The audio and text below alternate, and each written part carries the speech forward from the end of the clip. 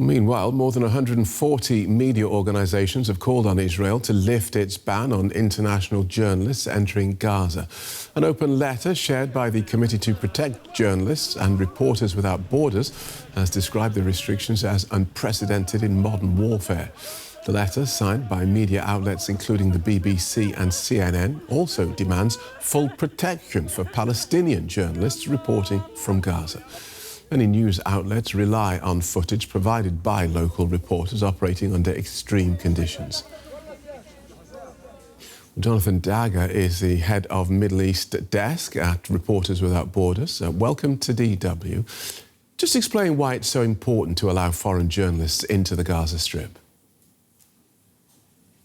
Yes, thank you. As you mentioned, this is an unprecedented situation for foreign journalists not to be allowed into the besieged territory. Of course, the blockade has been going on for many years, but it has intensified, and no independent journalistic access has been granted by Israeli forces to international journalists who wish to go in and work alongside their Palestinian colleagues. That said, according to RSF's number, Reporters Without Borders numbers, around 200 journalists have already been killed by the Israeli army in Gaza since 20 months, at least 45 of those.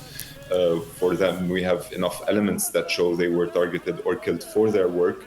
And so this situation cannot continue. All right, let me just interrupt you there, because my question was, why is it important that they are allowed into the territory? Because this is a media blockade, and as journalists on the inside are facing increasingly dangerous conditions to work, it's important for journalists from the outside to be able to come in and work. This is a right. This is the right not just of journalists to work, but a right everywhere to be informed. Media outlets should be able to send their correspondents for them to work independently from the inside. And the justification given by the Israeli army to maintain this media blockade, as we're calling it, on Gaza, to prevent entry and access to journalists, one of the justifications is the safety of these journalists. But journalists should be safe regardless of the situation on the ground. They should be able to work. They are trained to take risks. They know how to take risks. They know how to work. And the press vests and helmets should, in any situation, protect them, because targeting journalists is a war crime. To be fair to the Israelis, they would say that they do sometimes allow international journalists in. They do allow journalists to embed themselves with Israeli forces. That's true. Some journalists have been allowed in, embedded with Israeli forces. That's a very small number. And they are also, according to our information, subjected to restrictions and censorship. This is not sufficient. We are requesting independent access to journalists from all media outlets to be able to go in and work from within the Gaza Strip.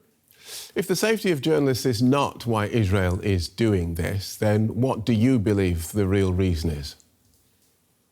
Well, we believe it's in line with everything else we've been seeing in Gaza. As I said, the high toll of journalists who have been killed, the destruction of media offices, cutting off internet.